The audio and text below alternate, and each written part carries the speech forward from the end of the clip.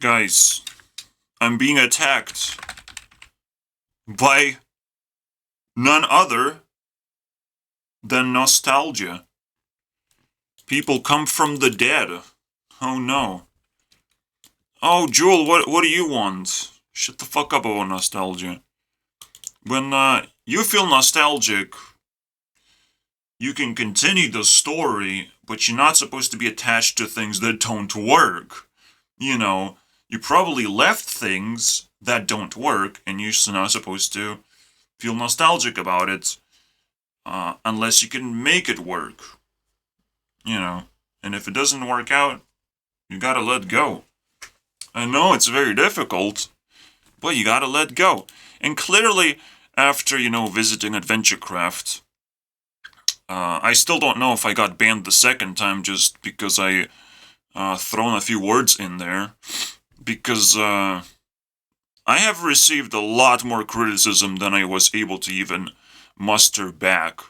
You know, it's very convenient for people to throw criticism at someone and then put up a wall when I try to defend myself. It's very convenient, but it doesn't really work in real life, and it doesn't really help your uh, you know, mental health, but it is what it is. So we have AdventureCraft, and now my friends popped up. Well, one of them, because I poked one of my friends and he started talking. It's almost like I turn the button of like, oh, you exist now, guys. I mean, guy, you can talk to me. I mean, as if either I'm the greatest criminal of all time, which is probably not true, or the destroyer of the universe. You can speak now, mere mortal. I mean, it's so weird, and it was complete accident at the same time. I'm like, all right, because I would have completely given up on this guy. I didn't care that much, but so I was doing my cooking show with my classmates. They definitely care about that part. And I was adding a bunch of ingredients. Obviously, the last ingredient has to be get the fuck out of here, or you're gonna be inside the fucking pot. And no one likes that. And now this is my house, and it's my cooking show. It's very simple stuff. But then I'm like, all right, let's rewind, and stuff. He actually threw a few bricks as well, which is fantastic. Except they're in my native language and whatnot.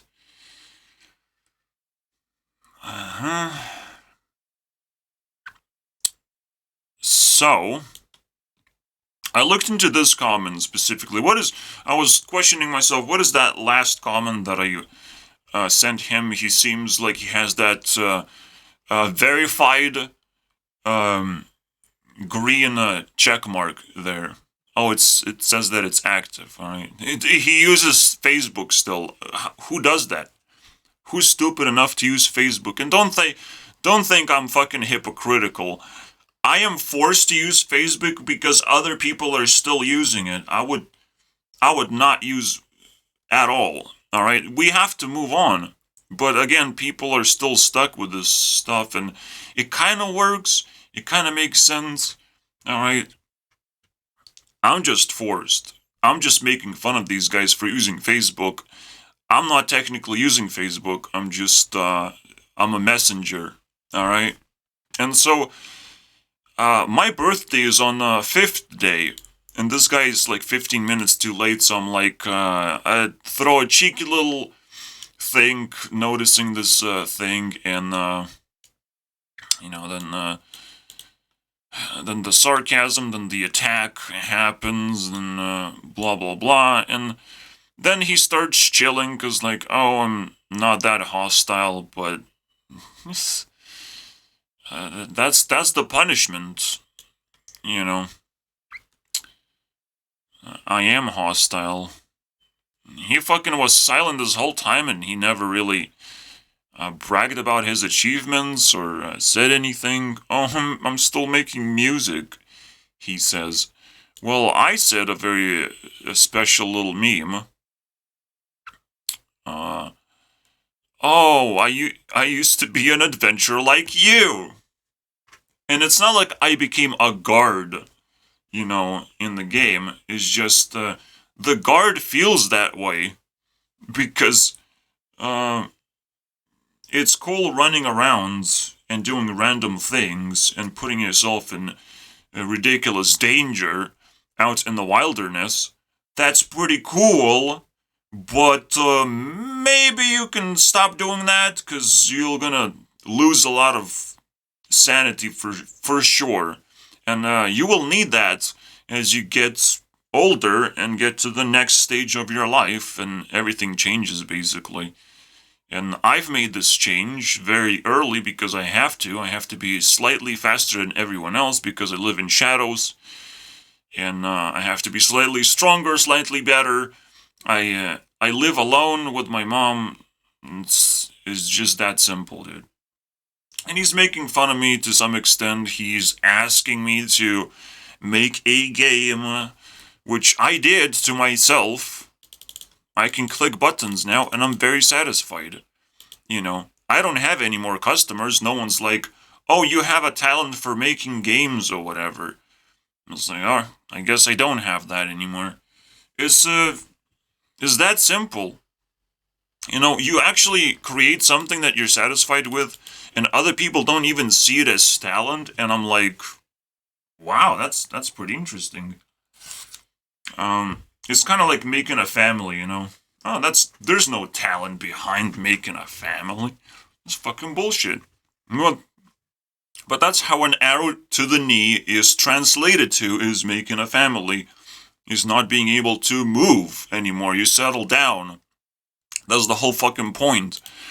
And these idiots, they think they can do valuable things with nostalgic things at the same time. So it's just kind of hilarious, to be honest. Skyrim is such a good game in terms of this kind of deep concept.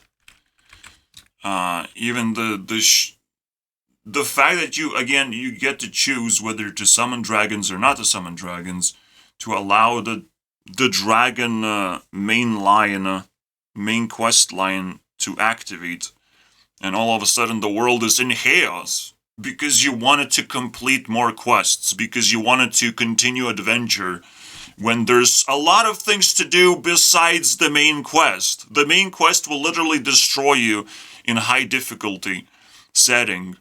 You do not want any dragons in your game in high difficulty setting. You will be destroyed. So, it's the funniest meme of all time. That Skyrim is more about exploration. Because what else are you going to do? You're not going to pick up a title of defending it's too boring, right? You still want to be an adventurer to some extent, but you can't settle down to just one thing. One thing that technically just kills you anyways. Of completing the game. That's actually quite stupid. And that's what led me to spend hours and hours just slowly expanding my field of view of where the enemies are, how to avoid them, which paths to follow to reach a certain area and all that stuff. I slowly, mental capacity, because I didn't fast travel, you get to know the land, and again, enemies kind of spawn in the same places. It's a little bit mundane when that happens, but because enemies are also ridiculously powerful, you want to avoid them instead of encountering them head on. It's a very interesting experience, and but now I have to shift towards nostalgia itself. There was another nostalgic moment that happened, which is Dungeon Siege. Is one of the first videos I've done. I should still have a thumbnail for that one. Apparently this is the first time I even introduced gaming as a concept. Well, not really, because I did roguelike. I don't know why I called it gaming. This is so dumb. So I did Rogue Legacy, and I did Gungeon, and AdventureCraft 2, and yet I still called it, and Honeypop, and still call it gaming. It's ridiculous. But this was a special RPG that I experienced as a child. You want to go back and not to relive the moments that you had. You still have memories of how the game works and all that stuff, and you still have potentially experiences that could be useful. And because you know the game, you're not experiencing it completely fresh and new. You're not going to be overwhelmed with the experience, but you have to know exactly what you want to get from the game. Otherwise, it's a broken mess because it's technically completed, it's figured out.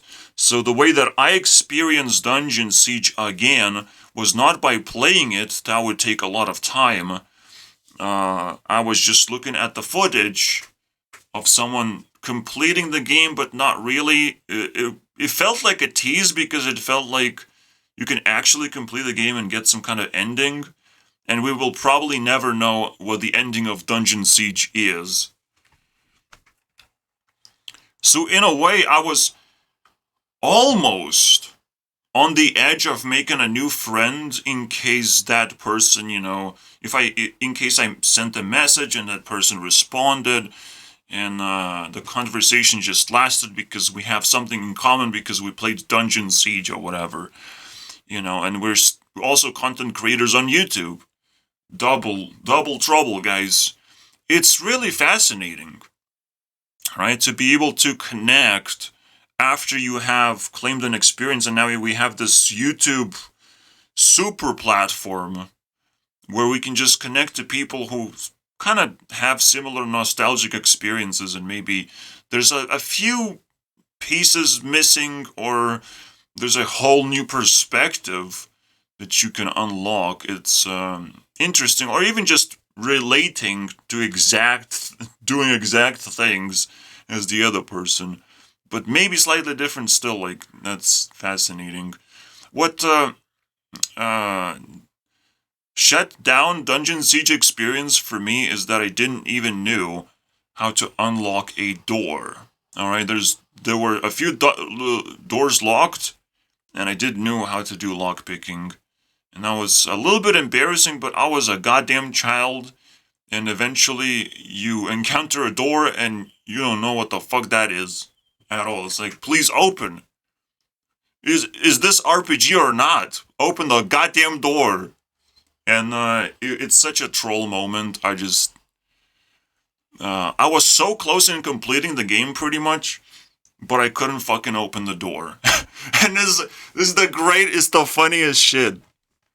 And when you start realizing what happened, and there's a lot of nostalgic moments of I connected when my friends trying to read Russian text, and then there's English version apparently, and the Russian was just a ripoff or translation, but it spread out in Europe or whatever. I don't know, bro. It's just I had the game. In fact, this was not Dungeon Siege. This was a modified version of Dungeon Siege, which was way better than the actual Dungeon Siege. But you don't need to know these details. It's just, I'm very lucky to have the experience. And again, you feel nostalgic because you feel at the same time potentially lucky that you encountered this. And there might be something unique that makes you a better person because of that. Because if you got lucky, that means you got something valuable at the same time. Was it a very transformative experience? Well, probably inspired me to look deeper into RPGs, but I wouldn't say that was a good game. It was just somewhere to spend time and explore a kind of open world but not really. It was such a tease open world as well experience, but it was way back before even Oblivion, when you truly get to sense the open world, like, all the way back.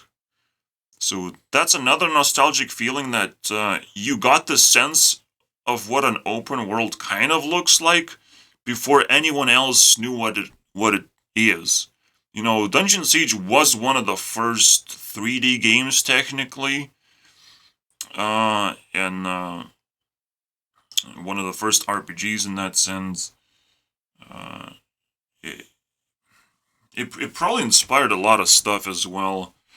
It is quite a question. Obviously, Diablo 2 is the very first big ass RPG. Probably, I mean, way before Dungeon Siege or whatever. I don't care. I played Diablo 2 as well, but I wasn't as intrigued, and I probably didn't sink in too many hours because, again, Dungeon Siege is not. I mean, Diablo 2 is not open world whatsoever. It created a completely different RPG experience than is what is appreciated right now with Elder Scrolls. And I was not aware of Morrowind or other stuff until Oblivion came out, and then, I bumped into that. Everyone has a unique experience as well. So, all these things we have to take into account as we discover how big of a bullshit nostalgia is and how to actually treat it properly. What made it also feel like it's open world, and we already missed the mark, it's so ridiculous. What made it open world is the idea that you find new shops as you go, is the big moment in RPG, when you get into the new shop, get access to new items. That's quite a big moment. So Diablo 2 doesn't have that necessarily because you just get to the new location and technically it has new items, but it doesn't feel new, it just feels better. In Dungeon Siege, the modded mode, there's a special underground place where dwarves live, and they have a huge shop. It's just an overwhelming experience. It's the biggest shop you will ever find, filled with people who are willing to sell very different items. Usually you're looking for rings to buy, because you can wear like 4 rings. And it's... Yeah, I'm looking back right now. This is how you have to treat nostalgia. You look back, you tell a story, but you have to move on. Because you tell a story to yourself, you might be able to record something, but you're not able to successfully, relive the experience, because it's a broken mess reliving the same thing. It's such a broken mess. It's just gonna break you. When I looked into AdventureCraft, people are still looking for that fixed experience of my map that I created for that community, and I fixed some of the stuff, but I can't fix everything. It is just plain impossible. All right, and I just moved on. I can't contribute any more to a dead community. Is just none of this stuff is possible. But there's still people attached to it, and it's quite pathetic to look at. It's okay to try and do your thing now. Move on and do your thing if you're completely alone and you don't have a platform, or contribute to another community if you can find one. Trying to create your own community is unfortunately another shot in the foot that I do not recommend. But that's what nostalgia does. It makes you create things that you just can't create. Even I tried to make a community and it doesn't fucking work. Yes, it's a nostalgic dream that it doesn't work whatsoever. Right now I'm on a trajectory for very likely success, but even if I fail because I was reaching for success, I was successful.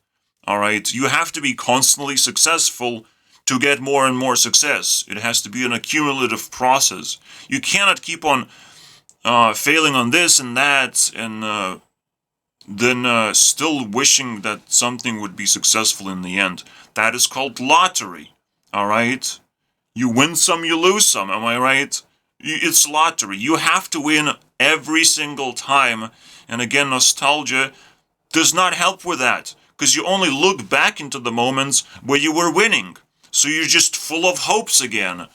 And that you can win again if you just relive those moments, do this same exact thing as you did before.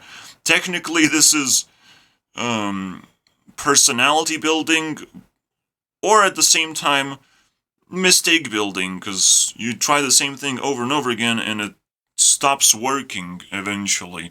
Or it already stopped, and nostalgic moment was the high, and now it was downhill from there, doing the same thing again, and hoping that you will squeeze value out of it, and it didn't work out. And it usually happens because you don't fucking even have a title, you don't even have a direction in life to go. So just roaming around randomly, thinking that what you're doing is actually exactly the same, but it's completely different. You know, a 5-year-old playing Minecraft is actually admirable. A 10-year-old playing Minecraft, he better do something cool with it. 15-year-old player in Minecraft should be able to defeat a bunch of noobs and players in Hunger Games and not actually play plain Minecraft anymore. And 20-year-old Minecraft players should just look back or comment on things or not really play Minecraft anymore. I'm sorry, bro. Your days of playing Minecraft is over. Otherwise, you'll be so understimulated. You will need to play a very complicated version of Minecraft, which is what this guy. Okay, almost clicked on that nude thing. I have to be careful. So this guy showed this whatever nonsense this is. Okay, so if I'm coding right now in Minecraft, then I will make a video of me coding, but I'm hacking Minecraft, and it's very interesting for people to watch, and it probably has 2 million views or something. That would be hilarious, dude. Why is my chat? Exactly 2 million views. What is that? Right? What does that mean? Again, it is just another form of manipulation of like, oh look, it's Ludwig, guys, please watch my video. I made a little bit of codes in real time. I hope that matters. When you see stuff like this, you realize there's so much bullshit, nothing matters. Subscriber count doesn't matter, view count doesn't matter, other people's opinions doesn't matter. Literally nothing matters. You can do whatever the fuck you want, and technically, you will still be successful. It's the craziest thing that I've discovered, and I feel sorry for people. I know I will have to meet them halfway, but I will do it on my terms, not their terms. You have to define what halfway means first, unfortunately, and then meet me there. But I overwhelm people so much, they get confused so quickly because they never thought about it. Like, meet me halfway it's not even a principle that they have. They don't even know what principle is most of the time. For most people, most normies, they can't figure shit out. They're completely disconnected right now. You have the internet to connect, not to entertain yourself. That is the fucking flaw, fundamental flaw that I keep repeating. It might not have much to do with nostalgia, but it has a little bit to do with everything that we're facing as a society right now. And my button game, so to speak. Again, I'm not here to entertain people, unfortunately.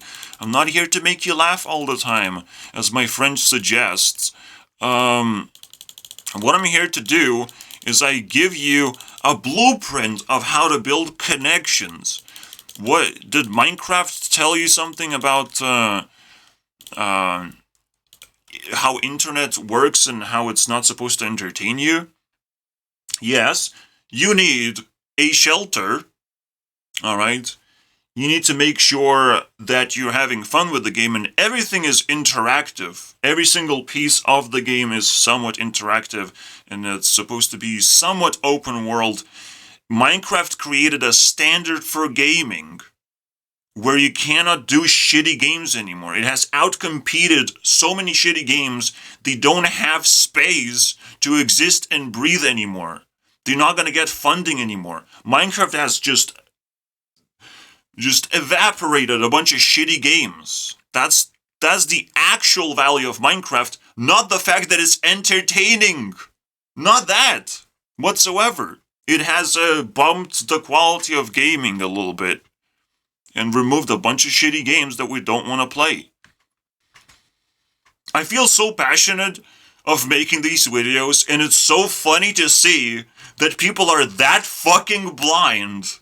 Alright? Not physically blind, but like actually mentally blind. And being mentally blind is the most stupidest thing that could ever happen to you. Because it's not like you have no ability to see. You just don't want to. You don't want to see that way.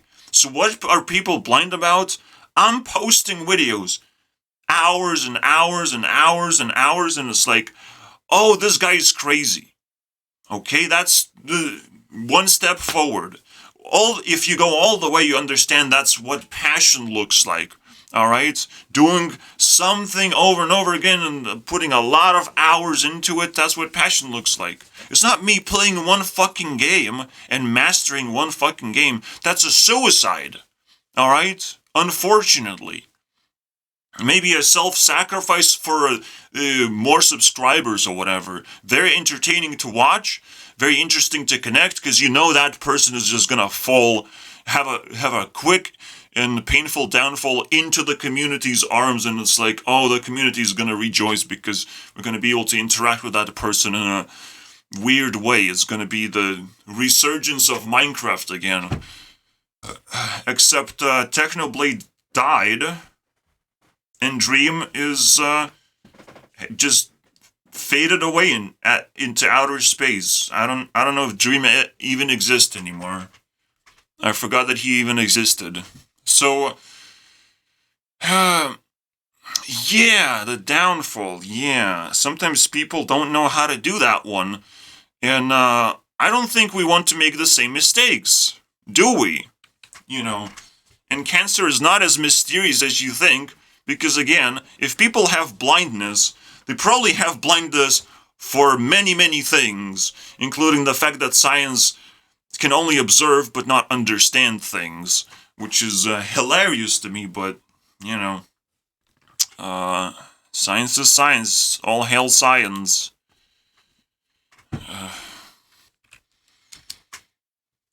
There's still a possibility for these Minecrafters to come back to life in some kind of form, some way, but it's never gonna be the same. It was a downfall. It fell into your arms if you were able to catch it.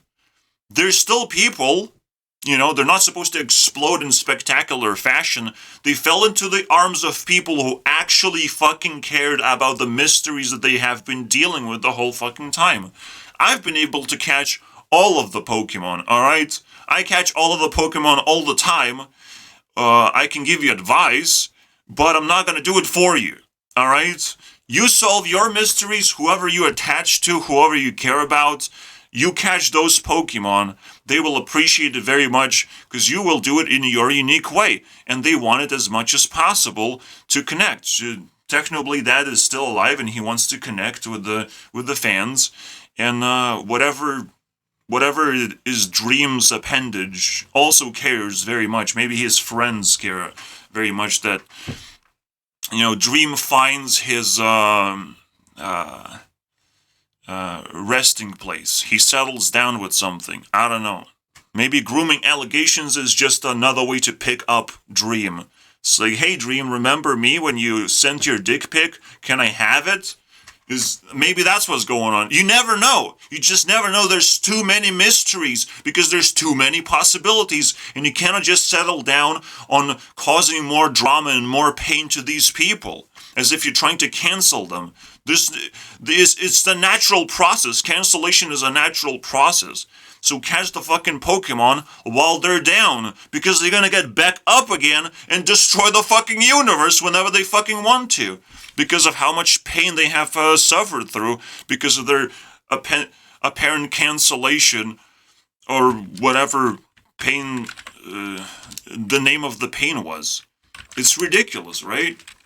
And again, we're still diving somewhere, not really talking about nostalgia, but maybe we'll get there. The nostalgic thing is that you're connected to a lot of people and you feel nostalgic if you're allowed to even reconnect with them and talk about, the past a little bit. That's what nostalgia usually is. It's a reconnecting with something. And it just fills up your head with lost memories that you didn't really bother thinking about.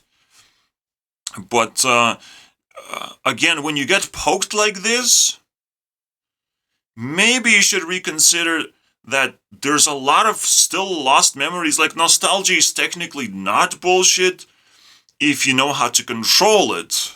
But if nostalgia just hits you like a wrecking ball out of nowhere, you didn't even expect that shit, that's pretty bad. Not being able to control nostalgia is the bullshit part. So, we have to rename nostalgia, because there's two types of nostalgia. This is why I'm a little bit torn, but wild nostalgia. Just letting nostalgia to come out of nowhere and do random things to your life, and make you make random decisions and make you make random changes, or make you have expectations out of nowhere. Why does my friend have an expectation that I will keep on making games? Because I kept reiterating that I'm a game developer? I still am, and I have completed that process. I have successfully transcended from a game developer to something else. Game development is, by the way, is just a skill. You need to be successful game developer, which is what is called a game developer. I created Skyrim, I created Minecraft, and I maintain that game, basically. That's what a game developer is supposed to do. Alright? Yeah, I look back and the first thing I said to my friends after I made the joke, how will I punish you now? And that is how. That was immediate punishment. I pressed the correct button of like, oh, remember me? I'm willing to talk to you. I was willing to talk to you the whole time. It just, I just realized randomly I will send this random thing with random consequences. I hope you can tackle the randomness, because I don't think you can. It's gonna be a punishment.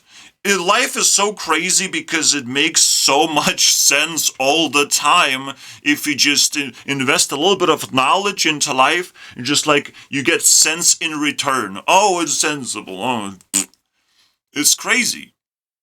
It drives me crazy of how much sense I have and other people don't. That's pretty crazy. It's like being incredibly rich and nobody fucking wants your money. What? That is the crazy part. That is holy shit moment. Alright? Yes, people like Mr. Beast, but I literally have money for everyone. The only thing that's limiting me is my reach, is how many people I can actually reach and connect to. Of course, I cannot have millions and millions of subscribers, but this is another reason why I have to be a YouTube CEO, so I could start reaching people who need to be reached. Most people don't need to be reached. I can remain in the shadows, alright? I can remain as like a fake YouTube CEO that nobody cares about, right? But people will still care about if they're desperate. It's like, okay, maybe he has something to offer. I mean, the current YouTube CEO is full of shit anyways, which is called Kneel Before Me, so please do that one.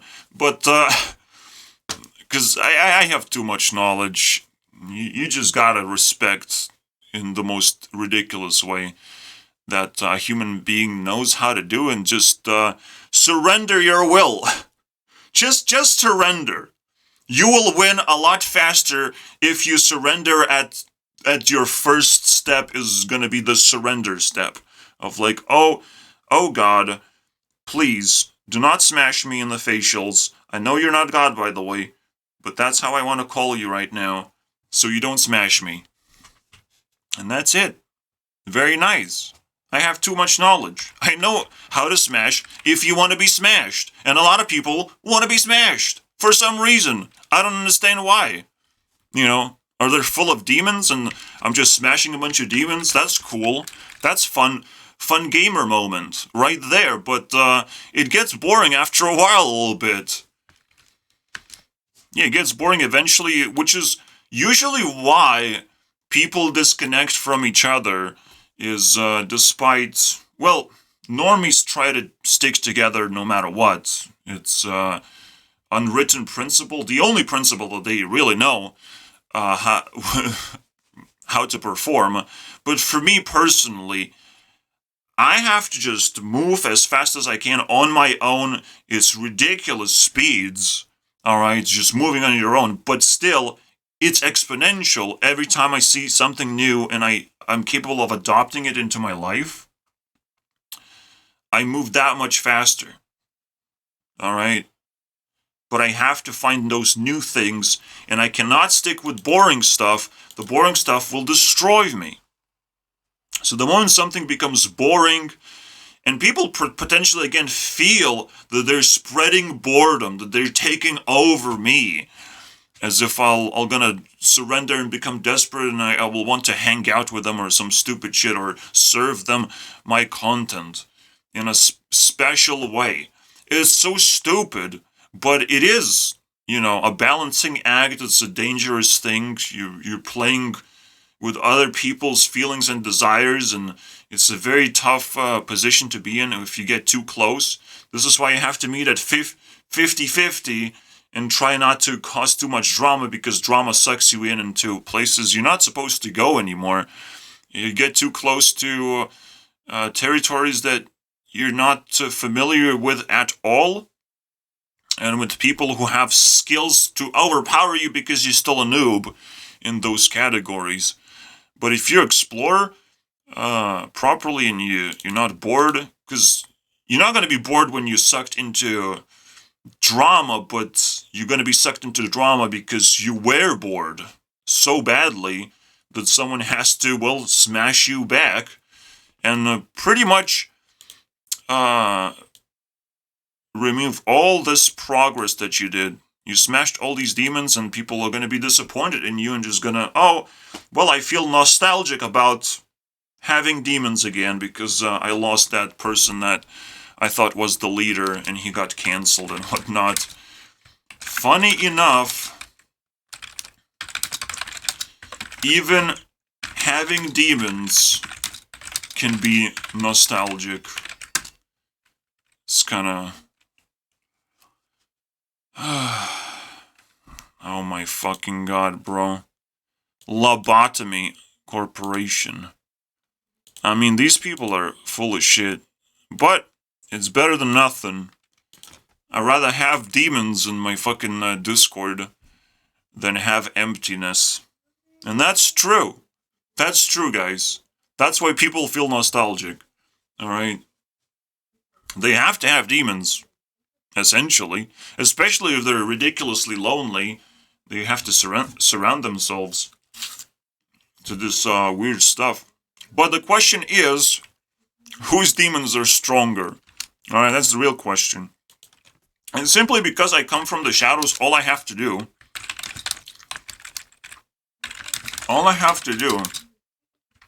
from the shadows is force interactions. That's all I have to do.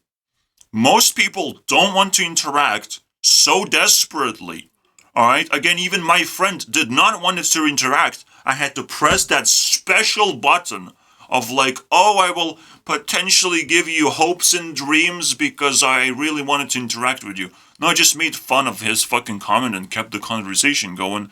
And it's a stupid conversation, but it's hilarious to look at.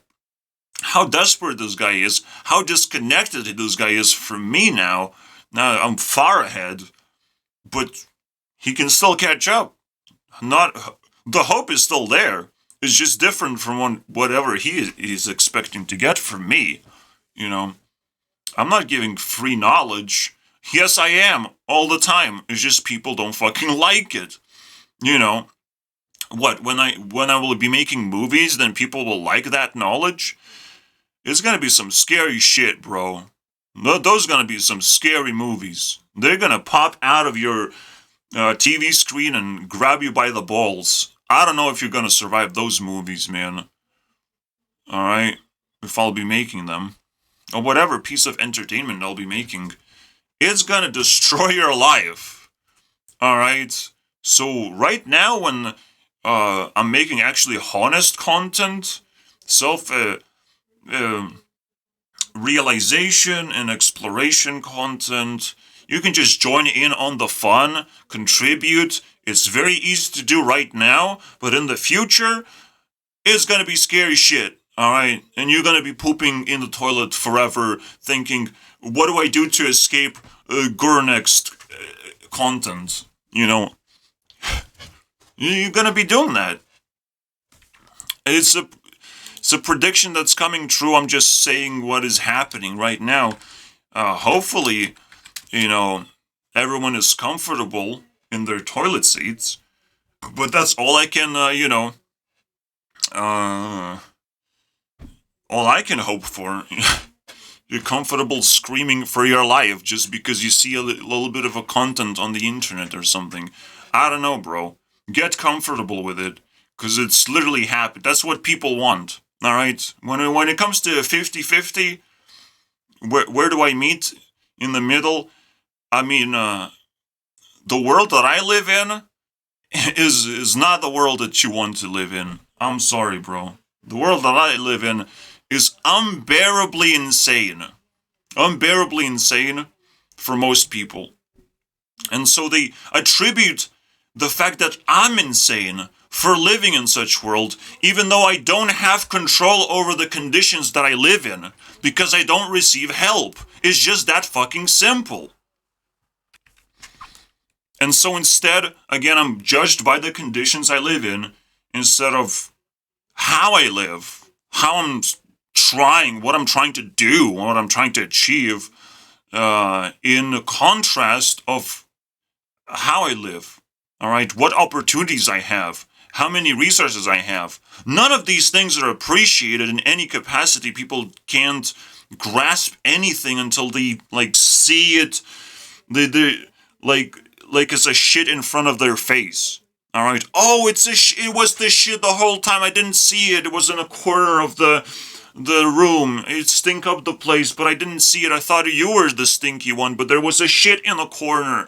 I'm so stupid, I'm so sorry. That's how people will feel in the end, and it's so fucking annoying to know the future and to just grind towards that future. It's like, well, it's gonna happen eventually. I'll pick up the poop and show it to them, and it's like, it's gonna change their worldview. Oh yes, let's get rid of the poop. Why didn't you fucking help me to begin with? Alright, I'm the poop cleaner? Am I the poop cleaner? Or is the clueless person supposed to be the poop cleaner? I knew where the poop is, but I didn't put it there. Alright? And I don't want to always clean it. Alright? When I clean the poop, it appears again, out of nowhere. It just keeps appearing. I keep scooping the poop, and if for some reason it keeps appearing, if someone else would do it, why would it disappear now? I don't know, guys. I don't know. How about, let's put it this way. I can solve a lot of problems, right? And I'm trying very hard to solve them But the biggest problem to solve is hang on for my dear life and scream for help, which is every single video, as I'm me screaming for help as loud as I can, being weird and different from other people, and it's like, oh, but you're different. You're not screaming for help in the most obvious way, because I don't trust you guys. That's the fucking point. So, my idea of life, I have to scream for help but explain everything of what I need, of how I need to be helped. You know, how do you scream for help and then explain it at the same time? And the fact that I don't trust most people, because if you scream for help, who's gonna come, right? Police gonna come? Your parents gonna come? Your friends gonna come? Who's supposed to come, right? Everyone's supposed to come together. Alright? It's the weirdest thing. I need general help. It's the most confusing thing for people to understand. General help. Alright? Everyone has to contribute a little bit. Don't treat me like a criminal and send me to police. Don't treat me like a mental patient. Send me to that mental facility and give me medication for the rest of my life. Don't do that one. Don't treat me as I'm poor and I cannot do a job and just supply me with free money all of a sudden. Don't treat me like I'm a fucking idiot who cannot hold a conversation, and yet I still don't have friends who want to talk to me. All this stuff is insane, bro. I have all the resources, and I don't have them at the same time. I can receive all the help, but I'm receiving zero. You know, that is so fucking insane, bro. So instead, what I have to do, apparently, is be able to learn how to scream for help louder and louder. And I'm so good at it that I'm YouTube CEO for some reason. You know, I scream so loud on the internet that technically everyone hears the fucking message just ripple through the entire universe. It reaches the corners of our humanity, basically. It just fills in all these corners because people try to dodge bad feelings as if it's the end of the world. I understand, but you know, that's the whole point. You can't dodge this shit forever. This will keep on amplifying, and some people still dodge it because they want to see how fucking loud can I scream. It's such a ridiculous fucking concept. What does that have to do with nostalgia? Well, nothing. Nostalgia does not fucking exist. It was never meant to be in this video because that's how big bullshit nostalgia is. It doesn't fucking matter. Did you fucking understand the message? It's that fucking ridiculous. But we need to spend 2 hours reiterating that it doesn't even exist. That it's not even relevant. I can't even talk about it. That's the weirdest fucking bullshit. I can't talk about nostalgia. It does not exist. It is not relevant. Where is it? It's a fucking ghost somewhere. It's a bunch of hopes and dreams that people are attached to. I can describe that, but I don't know what the fuck that is because it's not going anywhere. It just traps you. The moment you feel nostalgic, you're just in a trap zone. You're surrounded by traps, and it's like, what do I do? I feel nostalgic, but it's so stupid, right? I just started talking about my life and my struggles and how I scream for help. Well, you should too. You should learn the same fucking skill too. Because apparently, we are in deep trouble right now. It's fucking crazy. Let's give him a final verdict of your successful punishment. Thanks for getting poked to death. However, all you offered is not to solve my problems, but for me to have more problems, which is not what I need when I scream for help. It's not really what I need right now. So that's the conclusion of my punishment to this guy. I poked this guy to death with one single pokey poke. Poke fun of some random thing, basically. But what happens? People become defensive and emotional and stupid, and it's like, wow, we can have a conversation about that, which will have no merit whatsoever, because it's your emotions, your problems. You're gonna give your problems to me. Oh, wow. Oh, wow, I'll definitely solve those. Do you want some of my problems? No? Okay, I'll shut the fuck up about myself. No problem there. Because the biggest problem, alright? So, I poked that guy to death with just, one single, poop. I don't know. I used one finger and he's probably gonna die from insanity. I don't know, bro. I feel sorry for this game.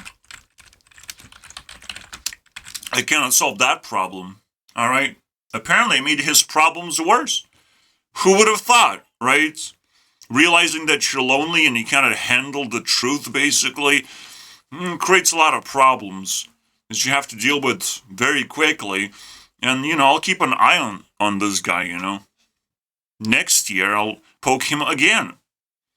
See what happens. It was so fun this year. I'll do it next year. It's gonna be a birthday thing. Alright, my birthday's actually coming up in, less than 2 weeks.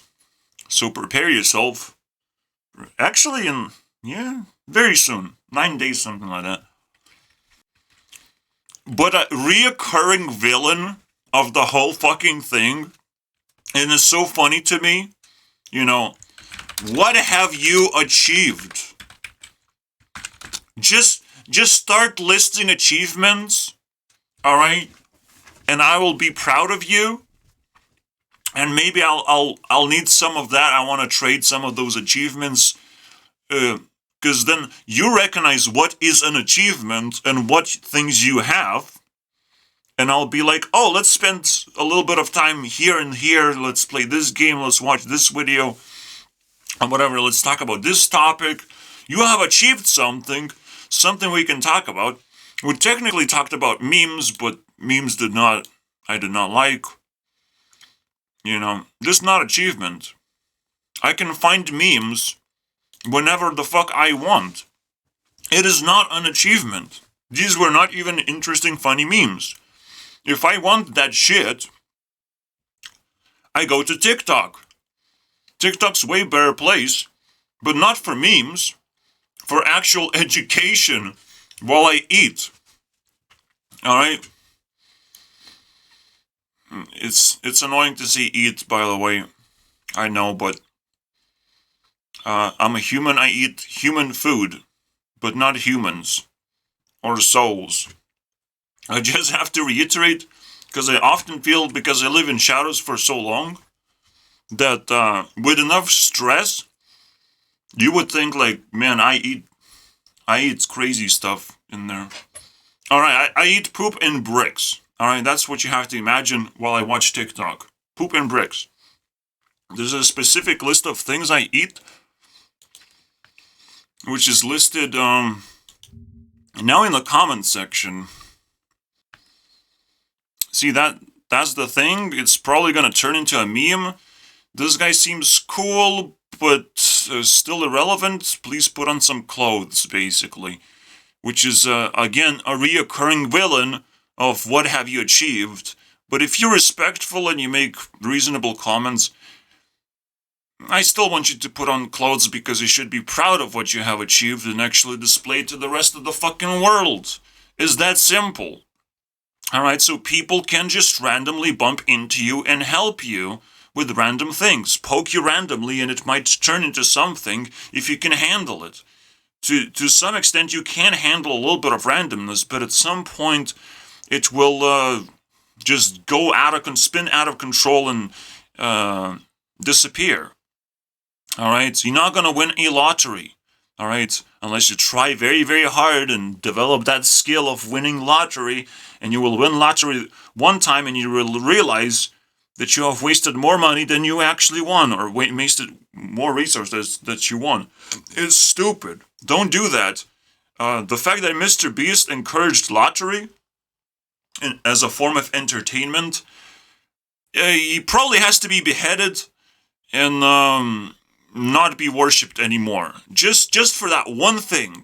All right? Just one thing, one sin, one simple sin Mr. Beast still has is endorsing lottery.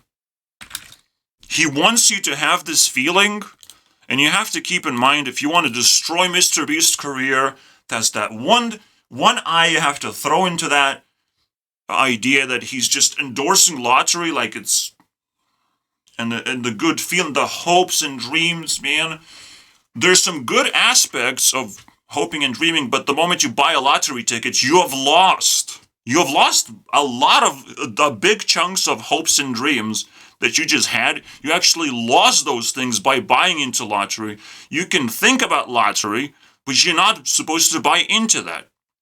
So endorsing lottery is not a black or white concept, as long as people don't buy into that. But obviously, Mr. Beast would endorse buying into that and doing all these things.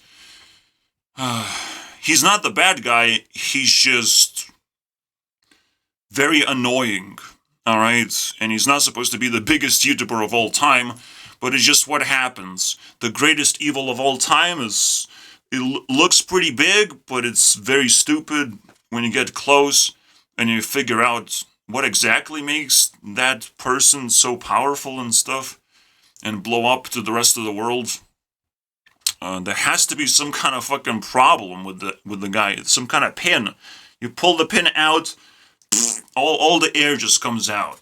All the ego just disappears whenever a person who's actually evil, who's actually overpowering everyone else and out-shadowing everything else, who realizes, oh, I just reinvented lottery. Just this time on YouTube. All right, subscribe, get a fucking $1, basically. Oh, wow. How I need that fucking $1. Really cool stuff. Oh, you don't get $1? You get $10,000? Maybe? Is that cool thing. Even PewDiePie started joking, was like, well, you might get $1 billion if you subscribe. I don't know. But that's the stupidest thing a PewDiePie could say. Because PewDiePie should have retired a long time ago and stopped thinking about how to get more subscribers. What does that even mean anymore? He should encourage people to watch old videos and create challenges of watching as much PewDiePie content as possible or whatever. He should reinvent, like, at some point you have enough subscribers, right? And a lot of the time PewDiePie complains, I have so many subscribers, I have so many comments, I don't know what to look at anymore. What? It's just so stupid, right? But that's what happens with these big YouTubers. They don't really have that much common sense if you really think about it. But you have to really think about it. Alright? And that's my job as a YouTube CEO, is to look and think about it. And yet there's some stupid people that still identify as my friends, pretending that I'm doing a bad job at whatever, right? I just disappointed you personally, all right? I don't think there's a lot of disappointed people here, all right, that I bump into. I don't think they're disappointed. I think they're emotionally elevated. They just don't want the drama, all right? Because I can suck into the drama because I'm way bigger than them. I'm a pull of gravity. I put a lot of pressure, and no one can keep up, and I have to keep moving around because I'm way too hot, way too big. I'm like the sun. If the sun stayed in one place all the time, it would turn luscious forest into deserts. All right, it would burn everything.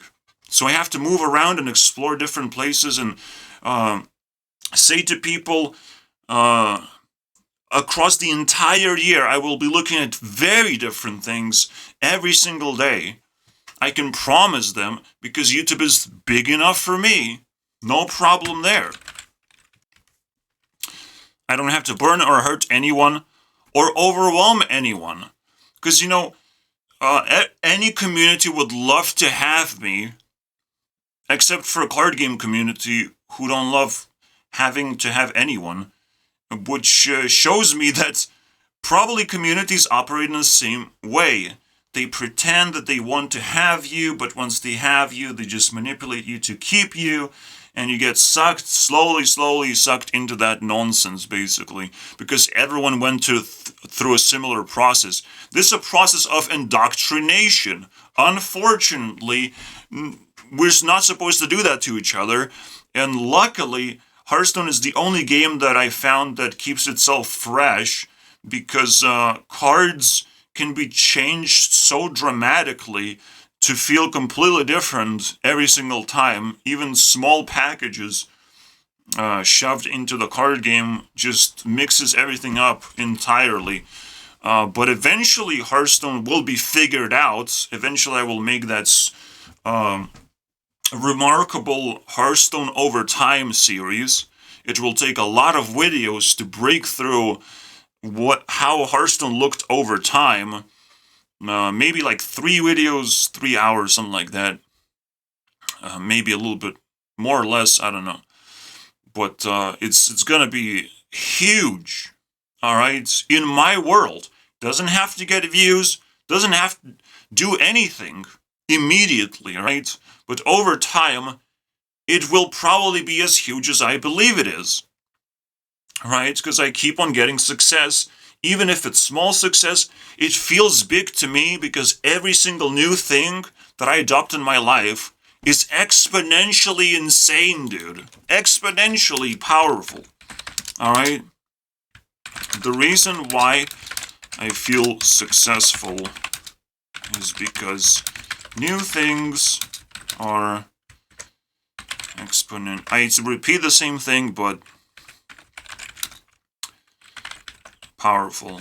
I try not to repeat the same thing, simply because new things are exponentially powerful, so I'm trying to find new things, new ways to approach things. I can't stay in one place. I can't. No one is gonna catch me. Unfortunately, it's impossible. Alright? And I will encourage every single Earth person to behave a similar way, where you're not supposed to get caught entangled into some kind of stupid nonsense. Someone like Selena Gomez, Earth person, should be smart enough to be able to escape most of the drama, but not move on. Not move on. Use it. Use it as fuel for doing whatever she wants. It's not really moving on, because she could amplify the old stuff, bring back some old songs, do whatever. It doesn't matter. It's not moving on from everything. It's moving on from bad feelings and actually finding inner success, not just outer success of like, oh, I'm rich and powerful, but I have no inner control. That's what makes, celebrities actually quite weak. They have a lot of reach, but they're unable to move and do anything substantial. They have to put in a lot of work and effort into restructuring their mind and really finding what actually is going to make a big difference in their life. And they usually look into other people to find that spark. And it's not wrong. I can give them the spark, but we're very disconnected, all right? The shadow world is very, very rarely will ever interact with the popular kids world. It's completely separate day and night cycle, basically. All right, and almost just occupies that other area, and it never meets. So magic has to happen. We have to figure out how to meet and send that information. So in a way, again, I scream for help, and I'm better and better at it. And I'm realizing there's other people who also need help. and other big people who need help, who can just tweak their content just a little bit, and it would change the entire course potentially of what we receive on YouTube as fans and how celebrities interact with people. It just can amplify their power level. The normal common, and again, the common enemy for celebrities. All right, and by the way, yes, again, I punched nostalgia in the face. It's not coming back, but it's very nostalgic to bring back nostalgia, you know. Come here, nostalgia. Let me punch you in the face again. It was very nostalgic, you know. Common enemy for celebrities. They simply don't know well, simple tricks to change or I don't want to overcomplicate everything. You don't care about YouTube enough. That is the actual kind of common enemy. You think you're a celebrity, you're elevated over this platform, and no, everyone uses YouTube, and you use YouTube, but you somehow elevate it, and you don't actually use YouTube properly in full context, right? Because most celebrities are just too scared, they don't know how to do that. So we have to build a blueprint. I will create a blueprint in the end of the year for YouTube Rewind, basically. I'll create a lot of tutorial things for YouTube Rewind, so because it has to be complicated. It is not entertainment anymore, and I have to scream for help a lot louder than last year.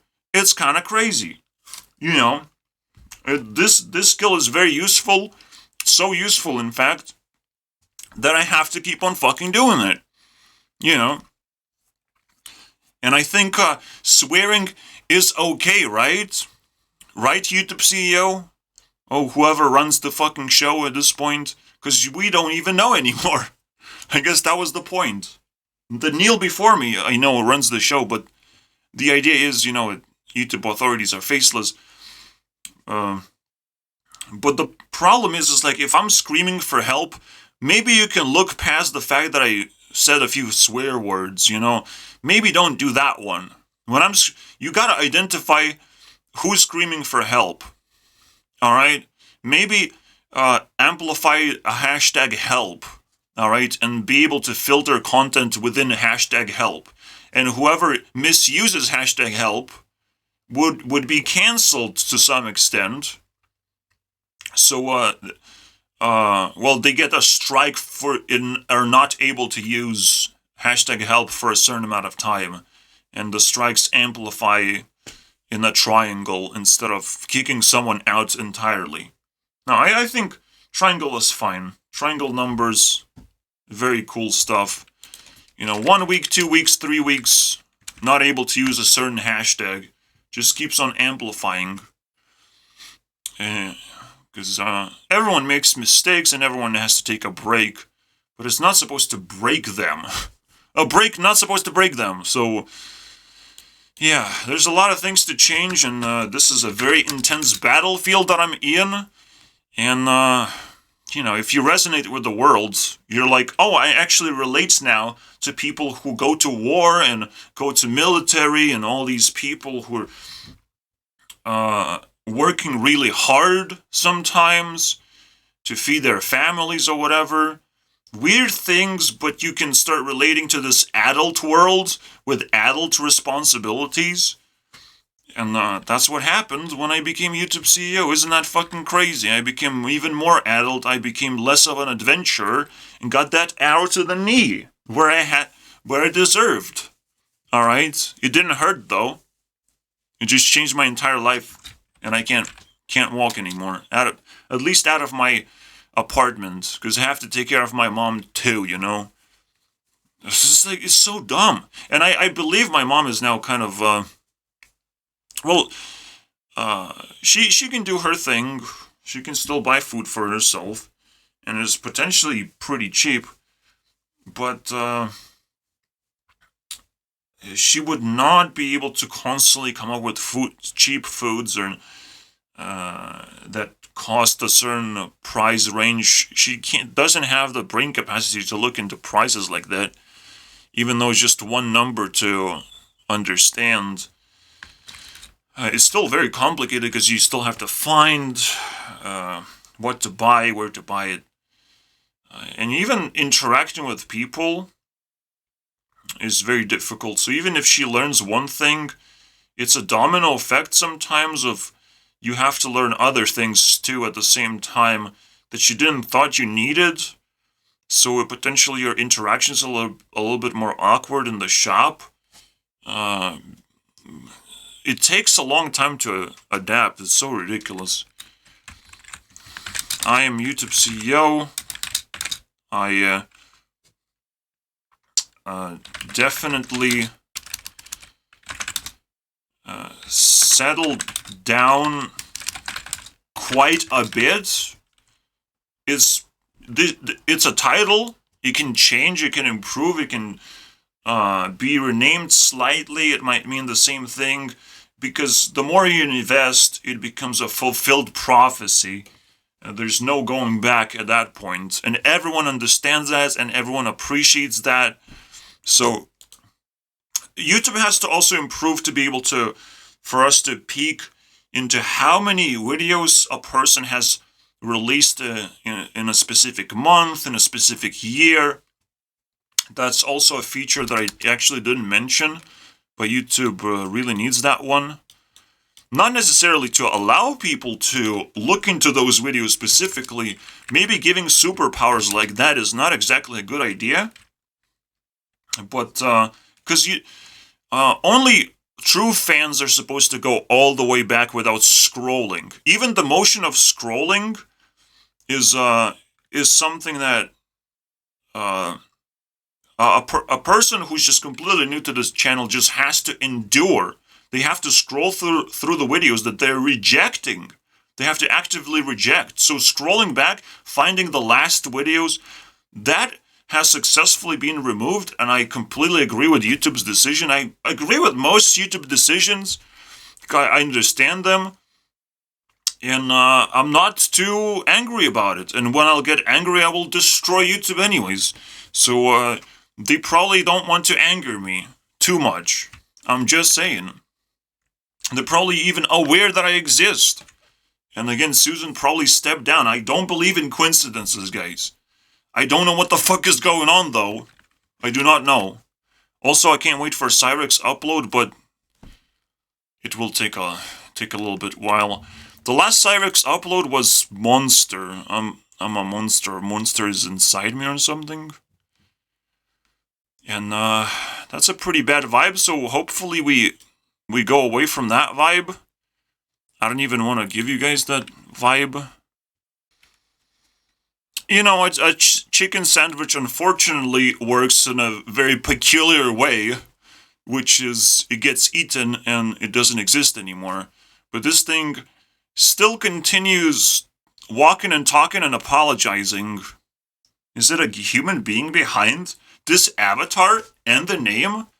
I don't believe so. There might just be another chicken sandwich popping up.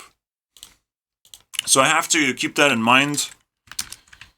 If you were a second chicken sandwich,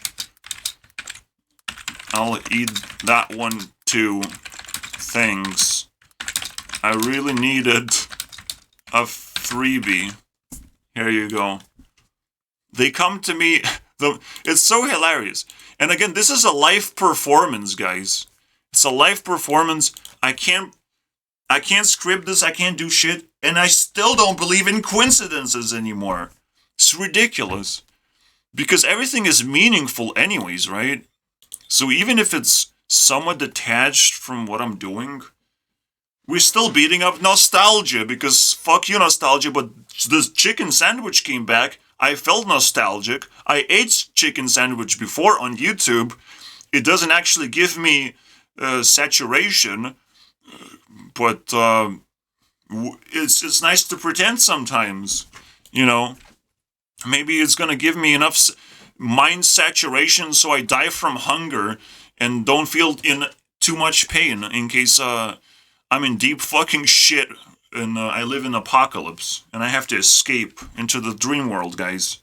You never know. I have to be prepared. Yeah, prepare to die. Chicken sandwich. Chicken.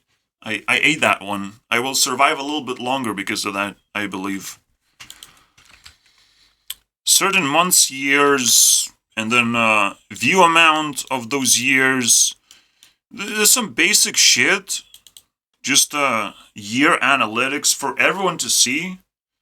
Sunny V, who reviews YouTubers and their downfalls, he gets the stats, and I believe Social Blade is what he's using, but it's too confusing to me to be able to figure out how to get that statistic correctly. So it would be nice if just YouTube provided that stuff, and very basic stuff. We're asking very basic stuff, just to compile things that we already see, but we can't possibly compile it with a fucking calculator. It would take hours. So this stuff takes too many hours. YouTube has to do it. They can lock it behind YouTube Premium. I don't give a fuck. But please give us the feature, you know? And please give me YouTube Premium. Please sponsor me, YouTube. Give me YouTube Premium as a meme. As a meme, guys. In case you lock a lot of features behind YouTube Premium. Right now, I don't need it. What is the only features, like, I don't get ads? Is ads some kind of disease? I don't know. Maybe I'm immune to ads. I don't know. I've never had ads in my life. My phone, actually, my tablet has ads, and it sucks. So I don't know if I'll be able to use YouTube on my tablet. I'm contemplating that, actually. I was hiding that fact, in my memory. Sorry, guys. Yes, I do have ads, but on my tablet. I use computer every single day, so I didn't even notice. I need to contribute to the policeman, because, the policeman showed up. Somehow, someone summoned a policeman on me. So I need to respect.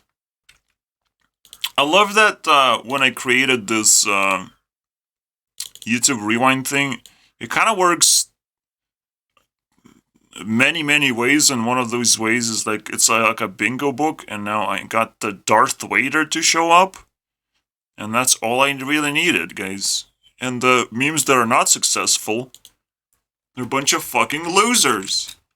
How dare you? So here you go, we got the favorite pizza place showed up. Olives. I can't modify this one. There's like 20 already hearts on things. Like, there's a lot. And this is just in 2 months, man. I'm completing this shit, guys. Yeah, nostalgia is one of those feelings when something shows up that you have barely any control over, but now it's kind of in your life, kind of happening. It's so weird. One thing I can do here to clean shit up, because I might need more space. All I have to do is this. Copy, paste, easy. Alright, so we can continue. I respected the... Well, here it is. I don't know. Seems random. But police like force, so... You gotta respect that. I mean, it's very scary in the shadows. Another feature of shadows, well, is that, again, random things that occur in your life, to you personally, you can't accept it as randomness. You cannot. You can't live in shadows and pretend that things are random to you, because that, everything has value, and it's scary, and you still have to prioritize certain values over others, because everyone wants to, like, kind of contribute to the gods of the universe, and they all live in shadows, apparently. All right. The most influential people don't have a lot of reach or power because they would just, ripple and just outpower everyone else. Is the weirdest kind of thing that's happening here. But technically, the most the people with the most reach are also potential. Mr. Beast and PewDiePie, the biggest of the biggest, and some other YouTubers, sure. They potentially have like cheat codes of being able to kind of understand how you can operate in the darkness and light and just combine those two things. I'm not exactly sure what their perspective in life is. It's very difficult to break that down because I don't live their life. I'm still finding new things about my life. And again, I'm saying this as like an advice, but yeah, I mean, everyone should be prioritizing, especially if you watching my videos, you technically are in the shadows potentially. If you can stand me in my presentations, like it is what it is, man. So what is the nostalgia? What did I say about nostalgia? Nostalgia, come back, I want to punch you in the face. What is that thing I said? So it was according to this, everything has value, but nostalgia is, again, completely random. Comes out of nowhere, outside of your expectation circle, where because you didn't expect, it does not have that much value because you don't know what the fuck to do with it. You're just completely unprepared. And that's kind of the whole point, right? It's to be a button to be pressed. It is so funny that my friend acts like a fucking button wanting to be pressed this whole fucking time in the world of Facebook, of all things. Because then we have a conversation. Having a conversation is a very rare occurrence. He could just show up on my Discord and have it there. Show up at the restaurant. I understand you feel like you need money for the restaurant, but can you please not? I didn't ban a single person. I didn't even really need to mute a single person. I barely corrupted a few people, and people freaked out of getting corrupted, and it's like, whatever. And it's technically funny, but it hurts people. Even just tiny inabilities to interact normally, to act normal. The crippling, the crippleification of a person. It's now you look back into life like, oh, all these crippled people, they just got banned from using certain features for life. Yeah, it's weird. It's weird. It's a weird analogy, but sure, it's crazy. The problem is potentially it's not the God that did it, it's the parents somehow, because you're still forming a baby, and baby can be anything while it's being formed. So a crippling of the baby is a lot easier than turning a baby into something else entirely. So it usually is the crippling that happens. It's like the mother wants some kind of epic transformation, and the baby just becomes a cripple instead. And very dependent, too. And, funny money, guys. I mean, you learn about life so many things. I'm fucking scared of my knowledge, but gotta catch them all, man. Gotta catch them all. The Pokemon, not all the knowledge. I'm not addicted to generating knowledge. I'm addicted into attempting to sell my knowledge for $1. It would be very useful to do that, but no one needs that for some reason. I'm still baffled by that shit. I understand that people do not know who to trust when it comes to buying knowledge. Like, who do you trust? Well, you trust old, experienced people who talk in a honest fashion. Alright? And the people who are established, who are professionals, who ask for a lot of money, they don't actually have that much knowledge to offer, because we know that knowledge is pretty cheap because it can be widespread. All right? And knowledge is going to be investment to your life. So you're not supposed to buy knowledge with $1. You're supposed to buy knowledge with bonds. If you get success in life, you have to contribute to the person who gave you knowledge. That is the actual price of knowledge. We still haven't figured that out. This is why we cannot trust each other right now. The actual price of knowledge is not money, is bonds. All right? And I define bonds. I define what it is. But technically, it's way more complicated than I try to make it look.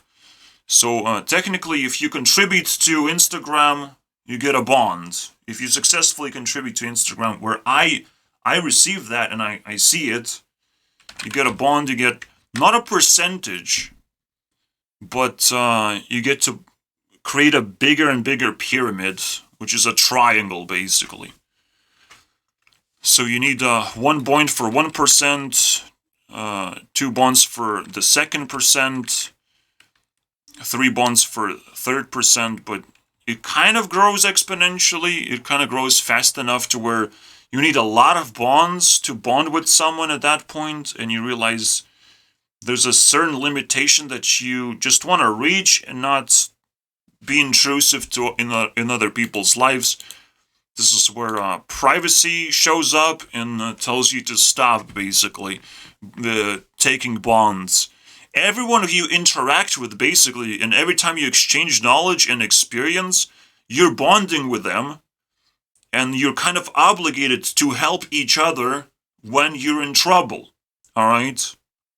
That's another obligation, right? So danger, trouble, that sort of stuff, you have to help each other out. It is a very weird thing. So after giving them this, the middle finger basically to leave, if they're not leaving, there's more trouble to analyze here, to understand why these specific 4 people want to stick around. What can I do with that information? It's such a circle of things. It's so complicated. But gotta catch them all. If they're close, if they're within my reach, I just throw a Pokeball. I'm drunk, by the way, but so I don't want to go anywhere. But I'll throw a Pokeball.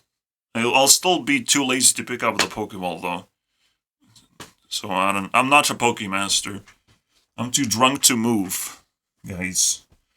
Maybe someday. No, I'm busy doing YouTube CEO stuff. I'm not here to play Pokemon with other people. That's stupid. I can flex my collection. That's cool. For a few seconds until you get overwhelmed and you realize, oh, I'm a terrible Pokemon player. No, I never really thrown Actually, I did. Yeah, I throw them all the time. I have my favorite 4 Pokemon that I throw at people, and they get obliterated most of the time. And I have some... I do it, alright? I started playing Pokemon now. What can I say? Anyways, with the Power Poke girls. Maybe they have evolved from Powerpuff Girls into Power Poke. Crazy, guys. Because the Puff never really made sense, but Poke? Yeah. We're getting somewhere now. Alright. So yeah, the world is a lot more interesting than I thought, and you wake up to that realization. It's so scary to actually think about it that way. And again, there's so many people who live in the shadows, to where you have to appreciate everything because everything has value. And you get stuck in that idea that like, I will always be in the shadows forever. It's fair, I think. It's fair. It's another crippling thing. but it's a crippling thing in a way that you gotta deal with it, just, deal with it. It doesn't destroy your life. Just deal with it. The fact that everything is valuable. But it's very scary, alright? Fucking scary, and I want to escape, and it's a natural feeling for me to have, and I want to scream for help as my number one skill to have. If anyone can help me, that would be fantastic. It's not very difficult, in fact. If people have enough sanity, they can just remove shadows by turning on the light switch. Alright? Maybe you still have some electricity in your pockets. I don't know, bro. It's a cryptic thing to say. I don't even understand what that means. I just know a little bit of light, and it's very helpful in here. As long as stupid people don't come and steal the light, when they see it. Oh, it's just laying around in the shadows, in the middle of the shadows. I'll pick up the light.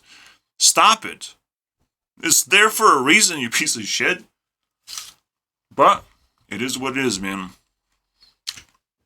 What if PewDiePie was playing scary games to be able to go to shadows and steal light? Interesting. We will do an episode on PewDiePie. Perhaps we're just gonna drill through Mr. Beast and PewDiePie at the same time, but it's a weird one, because why would I care about Mr. Beast anymore? Well, there's probably a reason to rewatch all of his content in a new context, in this lottery context. So we'll find a way, alright? We'll find a way to get angry. That's the funny thing about Mr. Beast. He's trying to not make people angry, because that's his personality. But the way he does it is making sure that his content is short enough so the fans, they get hungry, but they don't get angry, alright? They anticipate, but they don't actually get upset of what is presented to them. And despite, people trying to cause drama, they focus on the wrong parts entirely, alright? So they're completely confused because they're not angry enough about a specific thing, because Mr. Beast just didn't give enough time for that to happen. Alright, so very interesting strategies. We can still defeat that, right? Shouldn't be that fucking difficult. But now realizing that there's those two epic strategies in front of us, there's potentially two hidden strategies behind us, which is like the school system, and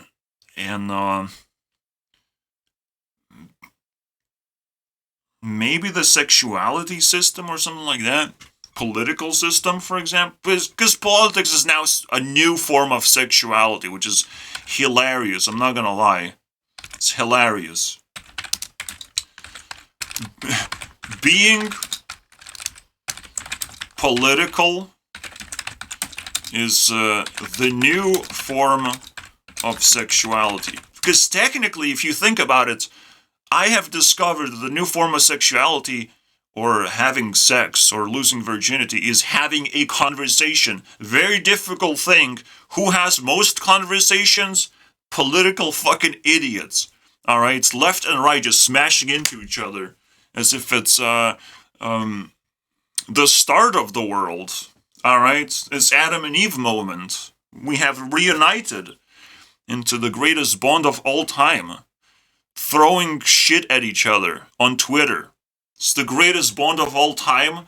A lot of people will get married because of that. So let's pray for that shit. And then there's the school system, where again people are indoctrinated into thinking that authorities even exist and you don't have autonomy over your life, despite thinking, I'm going to be an astronaut and now a YouTuber, but you're just going a completely opposite way, basically. Astronaut is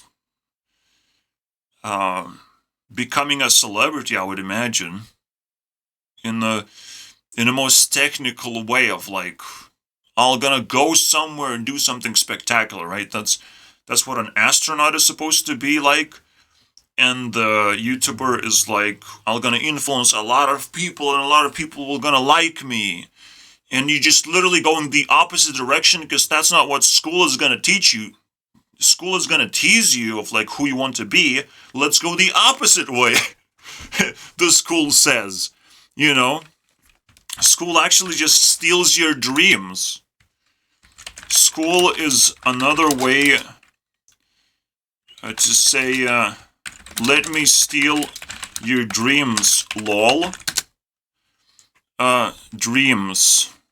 Because this is the reason why I dream about school over and over again. I have been indoctrinated for 12 years to look at people's faces that I don't even care about. It's so ridiculous, right? I have to let these guys know. Here's my discovery. Heart, sparkling, whatever. I don't know if I feel this way, but maybe they will like it. Alright. Sparkling heart, maybe it means that you're being fucking recorded. Please smile to the camera, you piece of shit. Alright? Let me steal your dreams, lol. I literally dream about school every now and then, but now it feels like maybe the teachers are now too scared to show up and give me fucking prostate exams. You know, it's such an indoctrination, it's crazy, bro. Because we moved on from schools, and we moved on from blatant sexuality, because back in the day, we used to explore sexuality by having sex, because there was no internet. How do you explore sexuality? You know, condemning virginity was a cool thing to do back in the day, but right now it isn't. Because you get to explore sexuality on your screen, you get to educate yourself, and you will not be a virgin when you get fucking married. So we go all the way back into those religious ideologies, which are relevant again. Only have sex when you're married, because that is a very complicated thing to actually have. And a lot of people are getting traumatized left and right with their relationships that broke up eventually. And it's like, you knew what you're doing, right? Like, there's porn on the internet. You gotta experience that, and you will get very scared of how overwhelming it is on a fucking computer screen. So you don't think it's gonna be overwhelming with an actual human being? Fucking girl came into my room, made me cry for 30 minutes. I barely touched her. I barely looked at her. I cried for 30 minutes, dude. There was a girl in my room, guys. That was my experience. I couldn't fucking handle that one. So you fucking talking about sex, bro? What? I can't hear you. Well, what is that? Should I put my ear up in your ass to be able to hear what you're trying to say? So yeah. Oh, what's that nostalgia? We were talking about nostalgia, I forgot. I can't remember anymore what that is. It used to be a word, but it's starting to disappear into oblivion, where it fucking belongs. But it's so nostalgic to think about nostalgia, it doesn't even make sense. The word doesn't even make sense. There's nothing nostalgic about the word nostalgia. It's like, it doesn't actually promote anything. Nos? Stall? What is this? What is this made out of?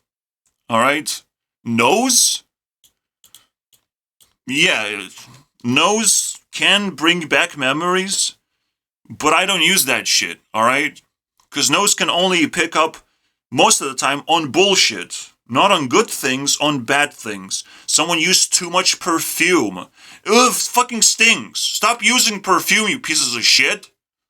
And then there's a stinky toilet somewhere, or someone left food to rot in their room and now it stinks out of the place, or they didn't shower for 20 million years. Like I didn't, because I don't do that shit. But actually, human sweat doesn't faze me. It actually smells kind of fine with me. Other people are scared of that shit, and I don't understand that either, guys.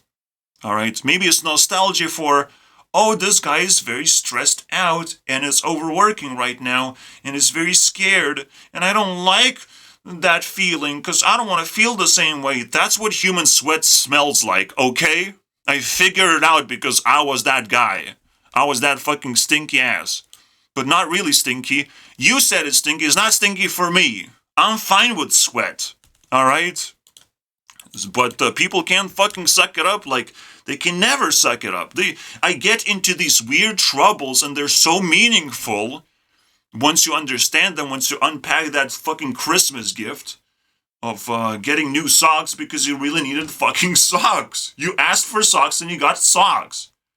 And because people have all these things that they could have in rich neighborhoods, you ask for something and you get a middle finger in your face. Because that's what you deserve. You know, from your grandma, of all things. She sends you a middle finger. Oh, you like Minecraft?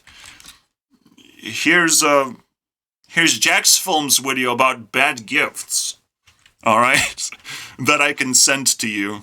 Just scare the shit out of you so you don't get any gifts for Christmas anymore. You think Christmas is the new Halloween where people dress up as evil people and give each other candy. You know? Holy crap. I don't want that. I don't want another Halloween. Thank you. Christmas is cancelled, is what I just said. Christmas is cancelled, and I don't, my sweat is sweet. See? Is that easy? I just flipped a letter. What was that difficult for you guys? To flip a fucking letter? You don't understand? Alright? Sweat is something you have to fucking respect. Is that one fucking smell you actually have to respect instead of getting so upset and fucking overwhelmed about it. Alright? You gotta fucking respect, bro. You gotta connect. Who's the sweaty dude? Who's that guy, man? Who's struggling? And it's like, yes, I could take millions of showers. It actually does not solve the problem. I'll still be sweaty because I potentially live in the shadows. I'm, you know, the canceled person who has to live on my own and be extra stressed out, and I can't fucking relax because I don't have friends to fall back on. And I will never receive help. I will be fucking sweaty regardless. I have no escape. Alright? So it's better be fucking sweet to you, and you better fucking lick my armpits too, just in case. Alright? Just in case I don't like you. You know? It's not something I will like, you to lick my armpits, but maybe you will like it a little bit better, and you will realize that it's actually quite sweet that I have that shit. No? You want to lick my balls instead? That's fair. That's pretty fair. They're pretty hairy balls. Alright, I don't shave either. So, it's very difficult to like me if you're a piece of shit. Alright? If you're a piece of shit normie. Not gonna like me very easily.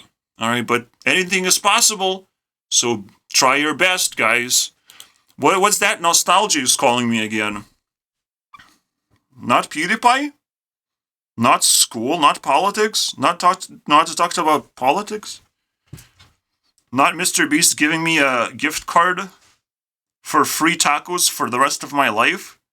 Nah. I need free kebab, by the way, for the rest. Okay, he maybe mixed it up. All right, that's fire. More nostalgia? Do I have to remember something? I created this button game to remember everything that matters. Alright, anytime I remember something that matters, I even have the stupid year, the 2021. The year that I don't really appreciate, because fuck that year, alright? And I still remember a few things about that year, and I might reminisce a little bit more, because, you know, it's a sacrifice. It's like, you have to sacrifice that 1 year that for the rest of your life you will potentially just have infinite resources. So, like, do you want to sacrifice that 1 year now, dude? And, I said, I don't have a choice. That's what I said. Alright? I don't have a choice. Put some handcuffs on me. Let's go, baby. That 1 year, Let's go. Alright? I'm a criminal now. You don't want to associate with me. I'm a mental ill patient. I take medication. You do not want to associate with me. It's technically a whole big lie to deter even more people. But, you know, there's one lie that I cannot say. It's a very simple not lie. Men are supposed to be repulsive. They're supposed to have a lot of problems that women can just be like, wait, women have no skills whatsoever, alright? But when they see that they can help someone while still not having any skills, that just lights up their light bulb of like, wow, I need to help this person. When a woman figures that out, she goes from a woman to a fucking superhero. I don't even know, bro. So, watch out for that, alright? Remain repulsive. You don't have to suck up to women. Nice guys finish last, because, again, nice guys are just suckers to women. They don't understand how women operate to begin with. And just with this one line, I can destroy YouTube channels that talk about pickup artistry and fucking giga chattery. With this one line, I can destroy everything. They forgot this one line in their code, and their code does not fucking work. So they work around and all these things they're doing just to find that line of code that is missing. You know, they make videos after videos and they cannot fucking find it because they're too fucking arrogant to begin with. They think they're gonna buy luxury things. They're gonna do all these nice things to women. They're gonna treat them well. None of these things matter because you're showing off that apparently you have solved every single problem in your life and you have no dreams and the only thing you really need is a fucking woman in your life. Yes, you do. You need a woman in your life that would punch you and create a lot of problems. A lot of problems. You very, very problematic woman you need, Mr. Narcissists. Alright? The dibble-dabble into pickup artistry. I'm not going to go deeper than this. You can see again the power of nostalgia. The power of building up a story. If something is relevant and needed, you bring it up and put it into your story. Alright? If you feel the urge to talk to someone, you might want to fucking do that as soon as possible, as soon as you're ready. Get ready to talk to someone. Poke them, alright? Feel free, because internet is not gonna fucking hurt you. I've done so many things, I've shown so many things that are possible. Internet is not gonna fucking hurt you, okay? It's ready for takeoff. So, to put on your fucking seatbelts and go for a ride. But please buy a computer with a screen and stuff and become a semi-gamer. You have to invest into your technology, okay? Just because you have a tiny titsy-bitsy phone doesn't mean you have technology that allows you to experience full spectrum of emotions. You do not have that. I will never create an app that looks like this because there's limited amount of space. I'm basically using all the space on my huge computer screen. Can you understand what is happening here? Alright, all the space available to me. Technically, I could expand into the edges, but I want to have, my privacy space as well. I don't want to show everything to everyone. I don't even want to give people that intention that they can see everything, potentially. That is bullshit. I don't want that. I don't want to give people that desire to investigate me. So I need some privacy, alright? So this is as much space as I have. I'm very satisfied. Let's go, bro. And eventually, the funny thing about nostalgia is, the funniest thing, alright? Can you guess what it is? After enough time, a new thing becomes nostalgic.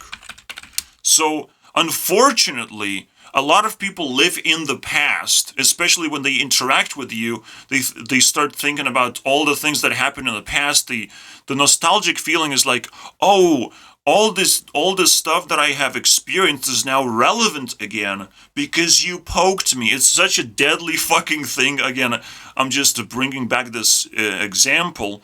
But normally, you try to reconnect to a person every single year to make sure that stupid feelings don't occur.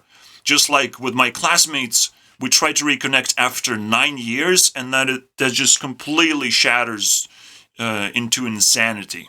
All right, it's still possible to bring back those lost connections, but it's so it's quite not likely to happen. First of all, but I do have some girls that I liked, and I would like them to know that. That would be cool if I could send them the message. So I will still hold on to that possibility that I can send flowers, some digital flowers, some digital appreciation tokens whenever I have them, I'll figure out what that is, how to build the ultimate NFT. My thing is just for me. My button game, but it has flaws because it is just for me. So I can cheat whenever I want. I can do whatever I want. The problem is cheating is not as easy as you think, because you get to see every single move I make, significant move, and I have to be able to explain it when things change. So you can investigate these numbers. In case you feel like there's cheating, you can ask me questions. So even though there's no anti-cheat system, or there's no enemy detection system where some goblins spawn every now and then and I have to kill goblins or some bullshit like that, I don't know how to make this more engaging to other people to use, but I use it every day. So I don't know what else to say. I don't know how much more of an endorsement I could give to this program, and yet the fucking person that I, again, talked to, my friend, that I brought back up from the realms of nostalgia. It's the realm of death, basically. The realm of nostalgia? No, bro. The realm of death, you gotta deal with death now when you bring nostalgia on the table, and unfortunately this thing that we called wild, nah, bro, I just teased everyone because nostalgia overall is just terrible. You have to hang on precious things. You can't let them fucking go. It's just that simple. If you find something semi-emotionally valuable, you gotta subscribe. You're subscribed to me, right? Because we're literally ending this video right now. And if I see you not subscribed, I'll tell Mr. Beast not to give you a gift card for a free kebab. All right, and you will live one less lonely day. All right, fair enough. There's gonna be one less lonely girl. No, don't say that. There's a prisoner that wants to say one less lonely girl. I don't know his name. I call him Jeb. Just like the Minecraft developer. It's some kind of Jeb. Alright, alright. So, finally, what is going to be the conclusion after realizing that, after enough time, a new thing becomes nostalgic? Well, I am YouTube CEO.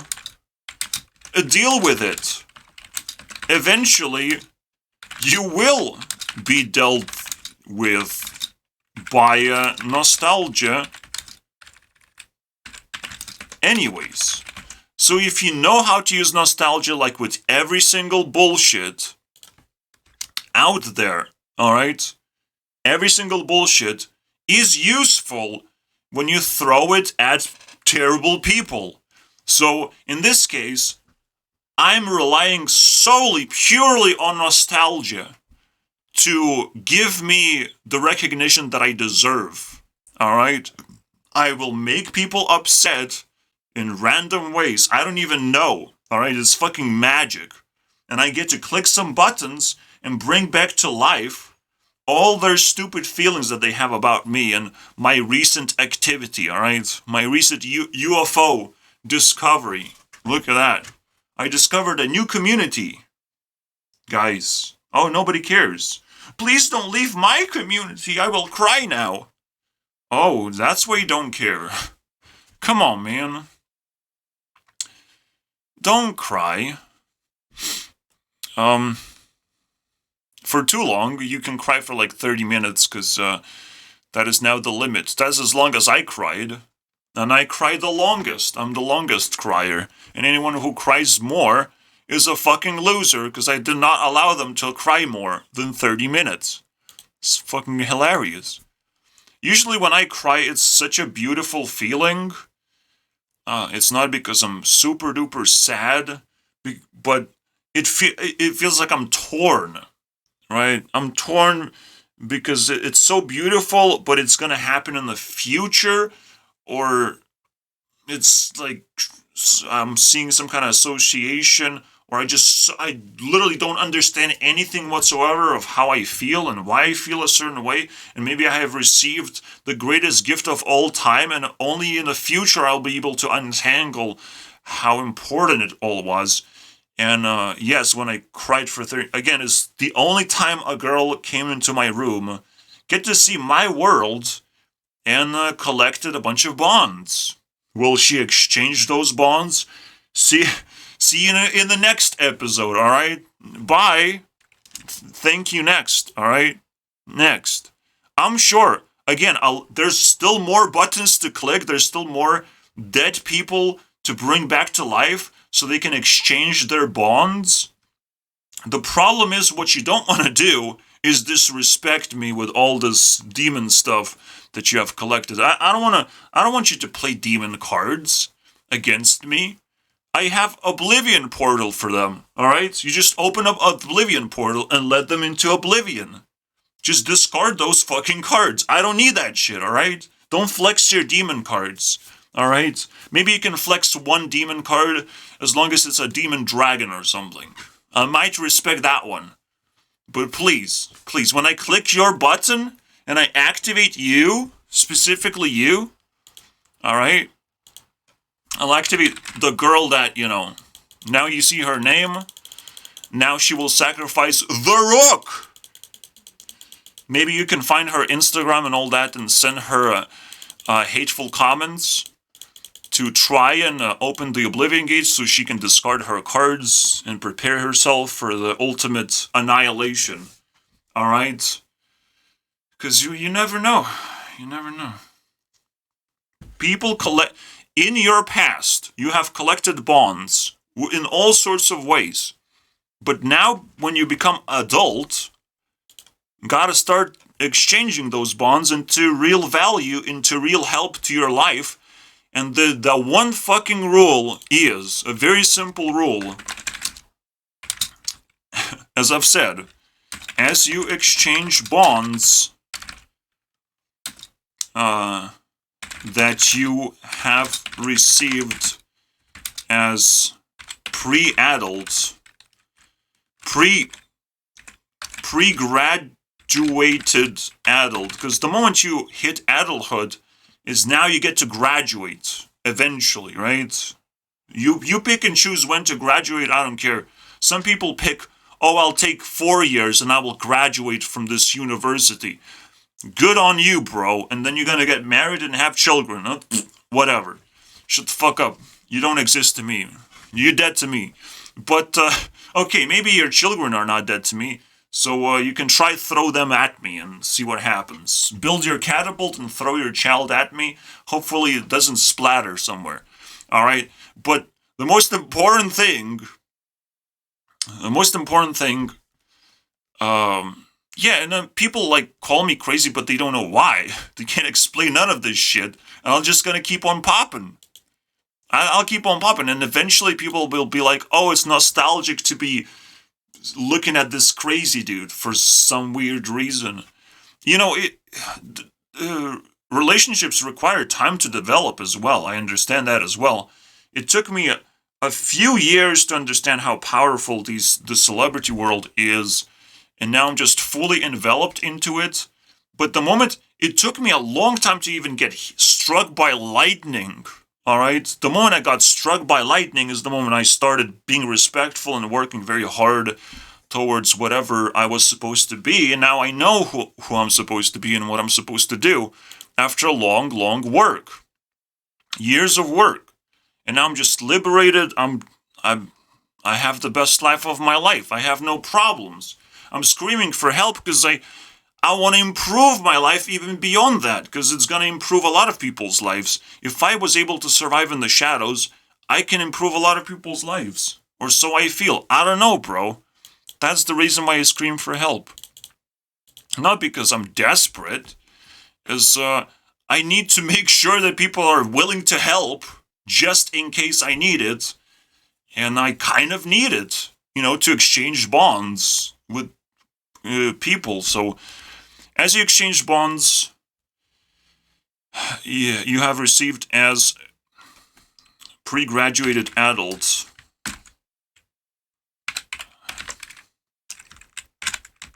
what do you need to do, boys? Make sure you add some love so it doesn't taste like shit. Alright, that's it. Alright, maybe you start eating the bun and it's like, oh, it's shit and it's like rotten nonsense inside. Then you just throw it. But at least you got something out of it. You're basically cooking a meal for a person and you're like delivering a bond. It's like, here you go. Do you like me now? That's what you're doing. Bringing some apples. Maybe you only give cash because you don't know what to buy. It's like, you have to figure out. You know what a human being needs in their life. Kebab is the easiest solution to everything normally, but rich people can probably afford it. Maybe you just buy some coffee or a coffee machine. I don't know. You got to figure it out. All right. What does bond fucking means to you? What do you have to? How do you exchange? How you start a conversation? Very complicated stuff. I'm even getting flashbacks from Selena with her stuff in the newest series. Whatever she's fucking doing there, like I have to keep track on my girls because every time I get new knowledge, now I have to spread it around my power poke girls now. All right, gotta spread it around. Gotta spread the love.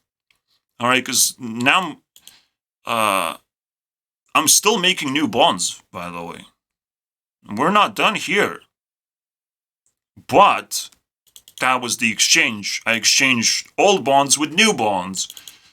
I said goodbye to a lot of friends, and now I received a bunch of bonds from that.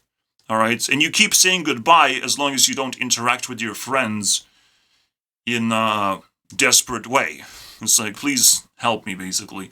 That's what he was expecting from me from the very beginning. He was like saying, oh, you are like desperate for help and you're crying for help and whatever. I don't know, bro. I don't know. I was just showing off and I was respecting this guy, but he comes off completely differently than what I expected, and it's very sad, and hopefully he cries for 30 minutes and I will send him this video to watch. And suck it up, Buttercup. There's new things to be nostalgic about every single day. Because every single day there was a new day 10 years ago. Alright? So you gotta keep track of that shit. But it is actually possible to build a very, very solid foundation to where you can go back in time as far as you want. Maybe even beyond the amount that you lived through, all that stuff. Maybe you can build your own timeline. Who knows? Everything is possible, and nostalgia is just uncontrollable nonsense. That uncontrollable urge to exchange bonds. So please do that, all right? Things you have, you gotta start giving to someone. I'm thinking right now, oh, I've collected a lot of RuneScape gold, but the real gold is interacting with people, so I just have to give all that gold away because I will not be using RuneScape anyways. But then I have to find an interesting way to give people gold so I interact with them as long as possible. So even that idea is crazy to me, isn't it? That is so crazy to me. Just giving gold for free and seeing who actually cares about it and how much they care about it. Just exploring that world simply because I still have, those RuneScape bonds. I have ability to give gold to people, seemingly as a charitable event, but I will try to exchange that, into a conversation, into something that's meaningful. So I still have a lot of work to do to figure out what the fuck does that even mean. Alright, but I just discovered it. See you guys next time. Also, I hope you feel nostalgic about, not nostalgia. AdventureCraft is dead. That's what you should be nostalgic about. Is the first thing I've ever said? No. The first thing I've said is arrow to the knee means settling down. And again, when do you figure out when you get an arrow to the knee? Is when you get overwhelming nostalgia to go back and talk to people that you haven't talked for a long time. When you have that feeling, that's the arrow to the knee. No more adventures, my friend. You're donezo with the adventures. There's no escape. You can try and run and escape, but I will do the get over here trick, and you're gonna come back swinging. No problem. So the classmates are trying desperately to escape. We'll see about that, We'll see about that. Alright? Cool. Go back into your cave system. Alright? Prepare yourself for war. We're smashing. We're smashing in. We're preparing our wrecking balls. And we're gonna exchange those bonds. Alright? One way or the other. But they have declared war on me. Good enough. I'll take those as well. Alright, see you guys next time. Stop being nostalgic unless it's about me. Alright, bye.